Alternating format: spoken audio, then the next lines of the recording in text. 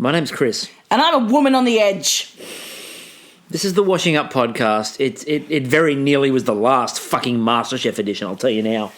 What the actual fuck? Tonight represents a new low. It represents a new low. Was Aldo the heart of this season? And with him the moral compass, and with him cast aside, they're left floating on a sea of what the fuck. You remove the moral compass and what's left? Anarchy. Yes, and Anarchy. That's what we got tonight. Oh, we're going to taste the 5 best looking dishes. You send Aldo home. You bring Brendan back after he's been eliminated. He turns around and he says... Zumbo through the door. He turns around and he says, you know, there's no second chances. Brendan, there is a second chance. You're fucking using it. All right? This is going to be a third chance if you go again. Count. Right. So no time. No time for stupidity tonight. Fuck this. Let's get into it. Right. So the challenge is Adriano Zumbo walks in and reminds us all why he is a personality black hole. Look, amazing pastry chef. There is absolutely no question. Probably a really lovely guy. Probably fantastic to work for. Everything I've heard about him is that he is an absolutely lovely guy. But unfortunately, on television, he has absolutely zero personality. We saw this by the fact that Channel 7 cancelled his fucking show. Yes. And he walks through the door and he's got this smile and this insipid, look on his face. Like, what are you even doing here? I've never seen more stilted conversation at the bench than every time he went to a bench. There was, crickets. Until he was an absolute cunt, and what fucktard doesn't like apple pie? That might be our first C-bomb on an episode ever. Well, it's well-deserved. It's well-deserved tonight. It's well-deserved tonight. I told you, I'm a woman on the edge. I just, It's brutal. So, it's dessert week. Sweet week, actually, if you didn't know. And Jess opens up the episode by saying, I can't believe it's Sweet Week. I've been waiting for this. You know who Jess is? Year. Jess is our cats when we come back through the door and we might be an hour late home having not fed them and they're like, oh my God, I'm fucking starving here. You have never fed me in your whole life. Fucking feed me. Wine, wine, wine, wine. It's like she's never cooked a fucking dessert. It's not like every fucking team challenge she's been on fucking desserts. It's not like that every fucking challenge in the first 4 weeks was a fucking dessert. But tonight, you know what we got? It's finally Sweet Week. Well, hallelujah, Jess. I've been waiting. Congratulations. I've been waiting to make a dessert. I'm so pleased they're finally giving me the chance. It's like, oh, you fucking well done. We praised you last week and the week before because you managed to make a savoury dish here and there. Whoop-de-doo for you, Jess. Yes, Jess is finally... Whoop-de-doo for lemon chicken. Whoop-de-doo for the recipes you steal off your parents. Whoop-de-doo, Jess. And here you fucking are, finally. Finally, justice for Jess. She's making a fucking dessert all fucking week. I don't know. Proceed. The funniest part is everyone's waiting for me to rant. You've started. I've had it. It's coming. It's coming. I'm just starting holidays. It's been a fucking stressful week at work. And I'm just letting loose. Now, they all had to make something out of the mystery box using, a myriad of ingredients that are supposed to be random and weird. By the way they all reacted when Sara went, I'm going to make salt and vinegar ice cream, you would have thought she said, and I'm going to shit in it. And the stupid part about it is Adriano Zumbo's going, I don't know if those flavours are going to work.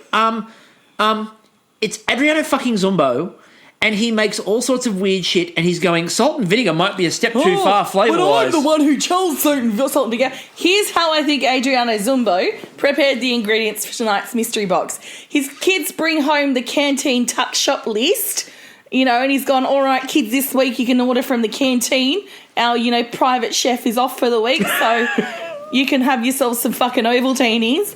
And he's ticking it off and he's like, oh, salt and vinegar chips, yeah, they are pretty good. Eucalyptus drops, let's do that. Oh, popping candy, oh, yeah. And kids go, oh, can we have all those? He's like, no fucking sugar for you. That shit'll kill you.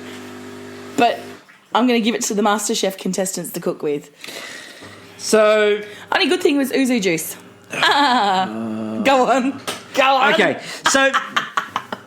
so at this point... Or as Jena calls it, yuzu juice, which I think is beautiful. So at this point, yuzu was going to be my rant for this evening, and it was already being tagged. I was being tagged by, Brandon on Twitter. Yuzu. Because everyone knows that, if you listen to the Bake Off podcast in particular, you are aware I hate yuzu, not because I think it's a shit flavour, but because it's overdone. Chris has 2 triggers in life, matcha and yuzu. Yeah, they're my triggers. And yuzu pops up and I'm like, oh, shit, here we go. It's going to be a yuzu rant night. Guess what? I'm not going to rant about it. No. I'm not going to rant about the yuzu. I'm not going to rant about the fact that later on they use yuzu and black sesame, which are both overdone. I didn't care by that point because let's get to the crux of this whole fucking thing. Right, first of all, Ben makes very tiny meringues with a little bit of filling. Oh, these are the greatest thing we've ever tasted. Go straight to that gantry, young man. Secondly, and far more importantly, the challenge with the mystery box, and we talked about this last week, is it's whatever dish looks good. Yes. And they only taste 5. The 5 best looking And we talked dishes. about this last week and said the problem is you could have really good flavour and it could look, not brilliant and you wouldn't get through. And whoa. Now what they've done is they have said to us, they said, hold my beer, Chris. They've told us the criteria. They have told us what the criteria is for this. It must look appetising. It must look appealing. Reese tries to make a parfait. Now, I commented about this, to which he then responded to me on Twitter and said, it's the first one I've made all series. My response was, osmosis in that kitchen should mean that everyone should know how to make a fucking parfait. Yep. Right? It happens every week. You should know how to do it by now. Anyway, Reese pulls his out. It is flat. Right? It is flat. Now, it's got as much depth to it as Adriana Zimbo's on-camera personality. So they get the first 4 up. It's so flat, some flat earthers are like, proof, spheres are fucking flat. So what happened was they get the first 4 up and then you get the 5th one and they go and I went, don't you. And they went, Reese! And Reese comes up and everyone on Twitter goes, what in the actual? Then they taste it. And they're like, the flavours are so good. And then they got to the bit and they went, right, there are 2 that blew us away. The first one, and I'm like, they're not. And they went, Reese. Okay, so we have said all the way along that there is an apparent bias in the way they are presenting people. And again, this is not the fault of the contestants. It is not their doing. No. So do not take this personally. It's not your fucking fault. But when Reese serves a flat parfait, which is then for not a parfait, it's a puddle. And he serves a puddle. Parfait version 2.0. And that is what they judge to be acceptable, first of all. And then second of all, they go, it's delicious, go to the gantry. That's amazing. How shit did the rest of the dishes look? Like, Huda, did you take a dump on your plate? Is that what you went and did? Sarah, are you like just having a whiz? Did someone else eat their dessert and then vomit it back on the plate? Because that's what I'm imagining had to have happened in order for Reese's to look the 5th best. So, look, there is absolutely no way in hell that Reese should have had his dish tasted. Nah. Now, we have said this all the way along. You have to fucking taste everybody, especially when you now make immunity the reward, and especially on a night where you have 2 people going to immunity out of 5. So you pick 5 and you send 2 of them to immunity and 1 of them can't make a parfait stand up. What the hell are you doing? All you are doing to the people at home is making them look at this and go, you clearly want them. And by the way, Ben is now starting to fall in the category of doesn't matter what he does. No. Right? So Ben and Reese go to the gantry. Yep. Then they go, what are we going to do? What are we going to do? And they're like, oh, will it be a macaron? It might be a macaron tower. It's fucking Adriana Zumbo. You know what they're going to do. Croquet bush. Good croquet bush. 2.0. I can't work out for the life of me what the fuck the 2.0 was. It just looked like it had a little bit more spun sugar on it. Like, that's all. What were they thinking? Okay, we want you to reinvent the croquet bush. Here's 2 hours. Reinvent a whole fucking legacy. And then every dish time, and then every in 2 time, hours. And then every time somebody tried to Maybe the version 2.0. I mean, version 2 hours. And then every time somebody tried to reinvent the croquembouche, Zumbo got the shits. No, apple pie. I don't know how you're going to do that. Oh, what are they doing? I'm the one that should be inventing 2.0. Now, who are these upstarts? Sorry, that's far too much personality there. Yeah, stop that. So, what we've got so far tonight is inconsistency. We have inconsistent judging. We have inconsistent rules. This is what we got stuck into last year about this time. to be fair, MasterChef. We got stuck in last year about this point of the season because you're inconsistent with the way you apply the rules and the way you put forward what the judging. even is a sausage roll? What even is a sausage roll? Which was our highest rated episode of that series because I went fucking mental, right? Now, I'm not going mental so people want to listen to this. I'm going mental because you are pissing me the hell off and I cannot take it anymore. And everyone else on Twitter, we all fucking agree. Everybody... We are just voicing what everyone else is thinking at the moment. If you go through and do a search on MasterChef AU hashtag tonight, what you will find is nobody praising the show. No. You will find everybody going, this is the... and a couple of people who are like really hardcore fans who do not bag out the show going, this is the second week in a row where the judging has been absolute crap and has just looked like they're randomly picking this shit, right? This is your problem. So they go to the Crock and Bush. Everybody draws out an apron. Yep. So they all draw out their apron. You got... First one, you get... So Chloe draws her apron out, right? Chloe ends up being paired with... Kristen. So Kristen and Chloe, and everyone on Twitter immediately went, oh, look, Chloe's going to get carried through the group assignment again. Lo and behold. That's what happened. Like at the end of it, and Chloe's looking at this beautiful Crock and Bush, and she's gone, oh, how did we do it? And Kristen gave her credit, which I don't know why Kristen gave her credit. If I was in Kristen's shoes, it would have been, bitch, please sit the fuck down. This is all me, okay? It's like when you're at university and you get fucking teed up with the dumbest person in the class and they come up with shit ideas, but if you say anything, they go whinging to the tutor that you are not a team player, so you get into shit. God, I might have experienced that 1 or 2 times because I was paired up with dumb cunts. Anyway. Second C-bomb for the episode. We're on fire. I'm just frustrated. So, let's get back to this for a minute. Yay for Kristen being safe. Boo for Chloe not. All right, so to give you an idea, because I'm not going to run through this in point-by-point form, because fuck that for a joke. Right, what happened was tonight, if you looked at the start of it, Kristen is basically there saying we're doing this and this and this and this and this and this. And she's getting Chloe to hand her things. She's basically there to fetch equipment. Then Kristen goes, right, I'm doing this, this and this. Chloe is making the shoe buns. Cut to 10 minutes later, the shoe buns aren't fucking ready. They're all still in the pan and the judges are over there going, those shoe buns probably should have been started like 5 minutes ago. So Kristen puts Chloe onto something else, comes over and finishes the shoe buns. Then Kristen at the end gave Chloe the credit for the shoe buns. Chloe didn't make the shoe buns. You know why? Kristen made everything. Because Chloe's a fucking bitch in the house, I'd imagine.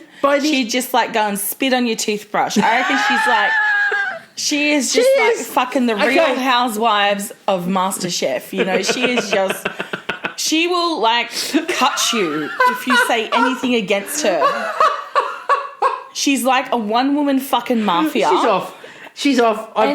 I can honestly say to you, everybody at home, I've not seen Kristie this frustrated ever. I'm just over it. This is just... this today... I try and see the good in everything, and today... just fuck. So to give you more of a concept of the end of it, when Kristen decides she's going to rescue this, she puts all the shoe buns into the cone. She glues them all together. She sits them down there. Chloe is literally just handing her things. They pick it up. It works. And then Chloe gets really excited about how well it's gone. And how did we do this? I don't know, Chloe, because Kristen fucking did it. No, that's what she was asking. We did it. Maybe she was asking legitimately. How do we do this? It's like on a group activity where they come back over and go, can you just show me the working so I can write all that down in my log because I got to do my diary. Can you see my diary? Let's go to something far happier. Yeah, okay, we'll go to something far happier. Try taking me there. Come on. The greatest team in the history of mankind. Khan and Huda. And Huda.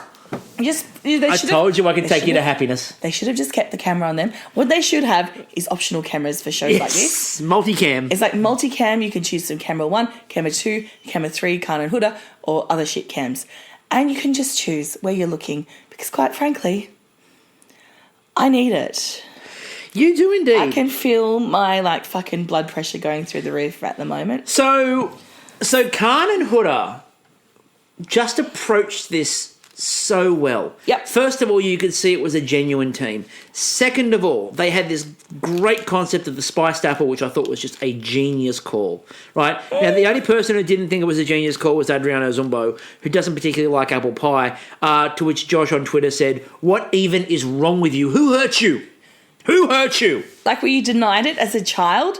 Did you scold your face on a hot apple pie from McDonald's because you were stupid enough not to wait? It even says on the fucking box, the contents may be hot. Like, come on.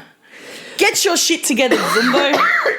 Eat an apple pie. So, anyway, Khan and Huda, let's be in a happy spot for a bit before we get back to the rage. Okay. So, Khan and Huda are just flying through this challenge. I didn't like how there was doubt put into their mind, but I'm so glad you basically came back and said, apple pie, I fucking told you so. What I loved, I absolutely adored, was the fact that they came over and questioned them, and Khan and Huda just looked at each other and went, no, we're going with it. Yes. This is going to work. This is going to taste good. Yep. We have the ability to do this. We can make it the whole way. Yep. Now,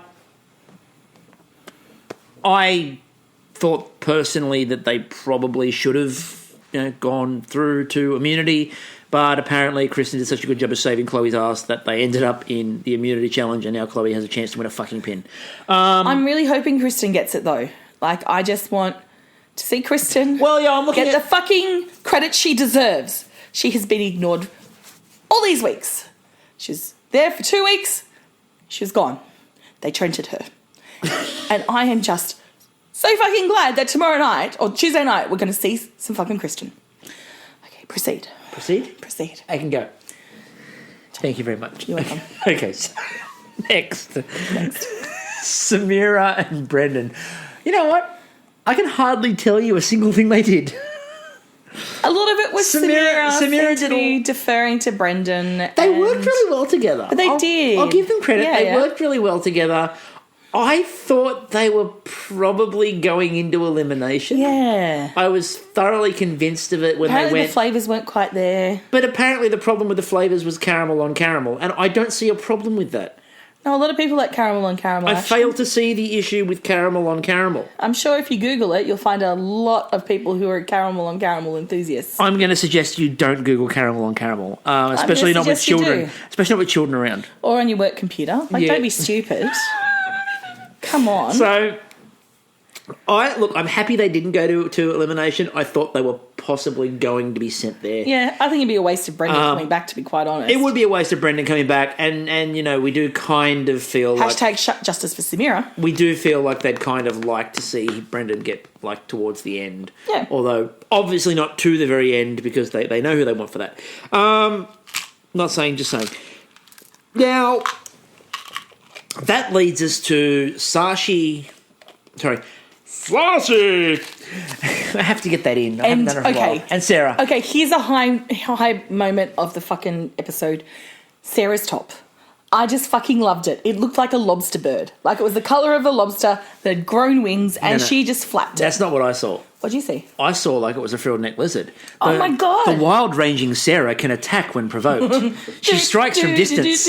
Because when she started shimmying, it looked like she was frilling out before she attacked you. And I'm like, did she spit venom from distance? Because that could be interesting. Like the Priscilla Queen of the Desert costume at the end, exactly. That's exactly where I went with it. So Sarah's top was a legitimate highlight. What wasn't a highlight? So Matt Preston and Adriano Zumbo come over to their bench. Mm-hmm. And they taste, and Sachi's there, and Sarah's over putting the shoe buns in, I think. And they taste the mixture, which has fennel in it. Mm-hmm. Matt Preston looks at Sachi and goes, that fennel's really good. And then as he's walking away, turns to Sachi and goes, the fennel, was that your idea, Sachi? And Sachi went, yes. And he looked at him and went, and nodded and pointed. And I'm like, why did you automatically assume that was Sachi? It's a two-person, it's a team. And then, as I think Victoria on Twitter pointed out, who the fuck cares? It's a team challenge. Yep. Why are you singling either one of them out for that's your idea? We're going to come to the singling out thing in a minute, in particular, in a more serious way. But I felt for Sara at that point. This is a team, and Matt Preston is giving all of the credit to Sachi. Typical fucking patriarchy. All I've got to say. Now, when they get to the judging... I'm stopping there because I don't need that rant tonight. Now, when they get to the judging, it seemed like they suddenly changed their mind on the fennel. And the fennel wasn't particularly good and it was strong. And a couple of people said, maybe the fennel, the texture of the fennel had changed and they thought they were going to balance it. Well, they didn't say that. They just said they thought the fennel was great. So he used the fennel and then they went, that fennel, it's a bit strong. Make up your mind, right? If you go, fennel's a bit of a weird flavour to use in that. Okay, well, fine. Tell them don't use it. Go, the fennel tastes great, but I probably wouldn't use it in a croquembouche. All right. Let's get to it. I've been waiting to get into this all the way. I'm sorry, that was just Jena going under the truck that Jess pushed her under. Yes. So, okay, this is a team challenge. It is. Except when it comes to mistakes, apparently. Okay, so let's get to it. Jess tonight threw Jena under a truck.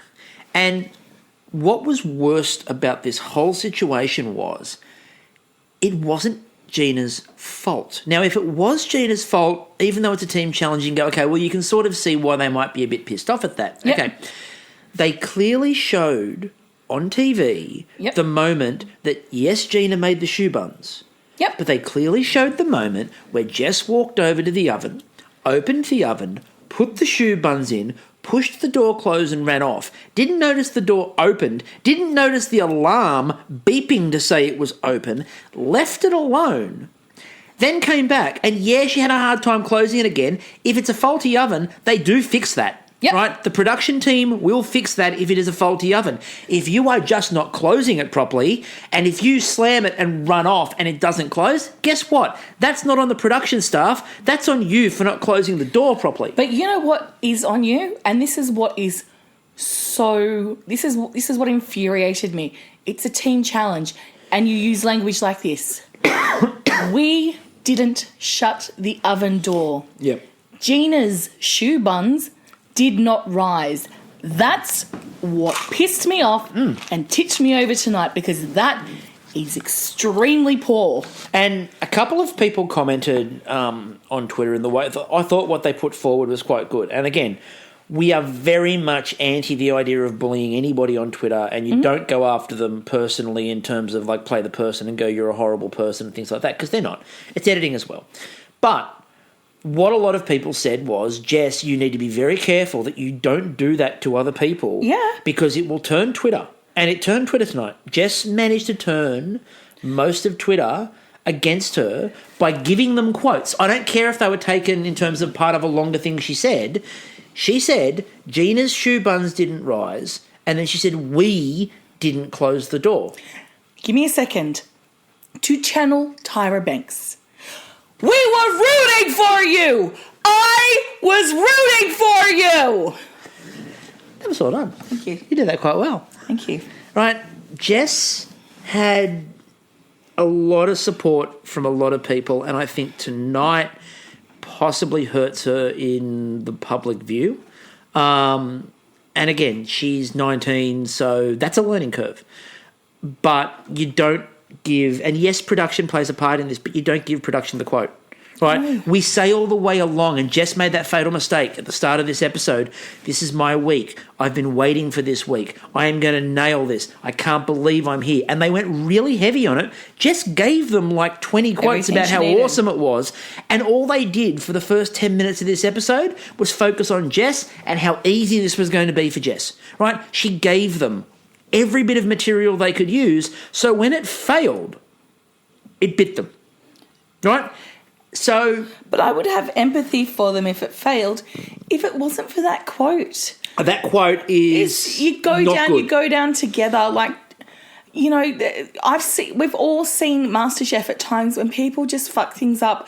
# white chocolate velouté. You know, we've seen that rogue person come in and just completely take a dump all over everything and grab the bulldozer and drag it all away. We saw the dump. It was the first challenge, and Reese got through to immunity. When they talked about the fact that the shoe buns hadn't risen, my comment on Twitter was, "That's okay, Jess. Apparently, something that's supposed to rise that isn't high enough gets you through to immunity. She's sweet." Exactly. And there was a moment in the judging where I was petrified that they were going to put them through. I was petrified that they were going to save them and not send them through to elimination.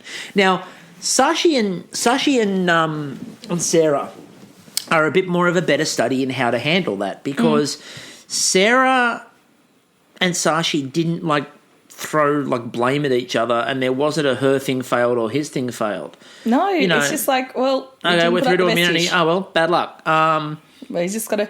Now, Sachi, hun, you don't have a difficult decision. I've got a difficult decision to work out if I use one of my two pins. You've got 2 pins, darling. And look, it's a no-brainer. And look, they've already shown Donald Trump could make the right decision in this situation. No, he couldn't. They've already shown 3 people in the chairs in black. Sachi's not in black. Sachi uses a pin. It's not going to be a giveaway there. No. I had a bit of a look, and again, it looked at first like it was probably Sara going home because they've been doing the look. I think it's either Sara or Jena. Jess is on the other side of the camera. George is looking at the far side. So whoever's sitting there, it's Sara or Jena. It's Sara or Jena. It's one of those two going home. I'm not spoiling it for you because I don't know. But the camera angles have been absolute shit lately. Yeah, and we can tell. It's one of those two going home. I would be stunned if they've actually managed to flip footage and made it Jess. I'd be stunned if they did that. Yeah. I mean, I'd be happy with them because it means they're learning. But who knows? No. Anyway, I don't really care, to be honest with you. I couldn't care less. Tonight is just one of those nights where I'm just... I'm a bit terrified that Chloe will go through and win an immunity pin. I'm a bit terrified that's going to happen. Or Reese gets a second pin. And if Reese gets a second pin off the back of a flat parfait... the show will have lost all credibility. Sachi got a pin off the back of a 5th place, so... All right, so... year 10, full of surprises. So it's not a long show tonight because we really can't make it a long show because we can't rant that much, but... I just don't have the energy. Okay, so to wrap this up in a nice little neat package for everybody, what I really need to put forward here is... I said this last week at the same point, and I'm going to say it again. We are trying really hard to be positive with you, Masterchef. You are not helping anybody defend this show. I have spoken to a lot of people in the last week who watch Masterchef who don't comment online. On Twitter. No. They're not on Twitter. They're not on Facebook. And they are all bagging and bitching out the last week of the show and going, I don't understand the judging. I don't understand what they're doing. They seem to be clearly playing favourites. Somebody that I know who doesn't usually suggest that they're playing favourites is like, oh no, you can clearly tell who they would like to do really well, and it's getting exhausting, right? If Jena and Jess hadn't gone through to immunity tonight, I said it on Twitter and I meant it. There's every chance this would be the last episode. If they hadn't put them into the elimination challenge, there's every chance this would be us going, right, we're fucking done. Because the credibility of the show is hanging by an absolute thread at the moment. The only reason why we continue to watch it is for the contestants who are competing. Yeah, because there is some genuine talent there. Reese and his desserts and the way he looks at things. Sachi is a brilliant cook. We've got Huda, who was teaching Nigella Lawson something new. Samira, who's making amazing food. Sara, who's coming along in leaps and bounds. Kristen, who we don't see enough of. Ben, whose journey is really fascinating to watch with his learning. Khan. Hallelujah. Everything about Khan. God. Right. There are so many people in this show who are worth this. Yep. That's the reason why we keep on going. Because the people in the show who are worth it deserve it. And we want to be praising the people who are worth it. And we don't want to be focusing on this crappy negative bullshit. But unfortunately, if you keep serving us shows with crappy negative bullshit, we have to talk about crappy negative bullshit. Because if we don't, we sound like we're enabling it. Yeah. If we turn around and go, oh, let's not talk about that stuff and let's be happy about it, it sounds like we're complicit. Yeah, complicit, in this idea and we're sycophanting, and that's not what we're about. We do this show because we enjoy certain cooking shows. We do it as an act of love and because we enjoy it, doing it with each other. And we say absolutely... And the podcast as well. And we say openly, and we genuinely mean it, we criticise out of a position of love for the shows. And if we criticise, it's because you can be better. We prefer to praise, but we're not going to praise if you don't deserve it, because that just doesn't get us anywhere. So please, I beg you, give us some shows this week that inspire us to be better. You've got Prince Charles coming up. You know, philanthropist, environmentalist, father of 2 pretty fucking cool princes. Yeah. Like, we've got him coming on the show. And Camilla as well. Kristen Tittle's coming up this week. Yeah, yes, exactly. So, an absolutely amazing, dessert maker and world-renowned dessert maker coming up this week. Surely you can't fuck this up. Yeah. But I'm worried you will. Don't do it. Don't do it. Please don't fuck this up. No. And with that, I think we'll let this go for tonight because I'd like my voice to survive. Now, we will be joining you on Tuesday night. From a different state. From the tropical climes of the Gold Coast. It's going to be the washing up honeymoon edition. And yes, we are going on our honeymoon. To the Gold Coast. By the way, for any burglars who might be thinking about it, there's someone house sitting and there's a violent dog in the backyard, so good luck. Who will hump you to death. He will hump you to death. However, we are taking the podcasting equipment and we are podcasting Masterchef while on the honeymoon. So if you think we're doing this for shits and gigs and we're not committed to this, we're taking podcasting equipment on the honeymoon. We're doing it for shits and giggles and for the love of it. Exactly. So until next episode on the Gold Coast, I'm still Chris. I'm still Kristie. Please be better. Ciao.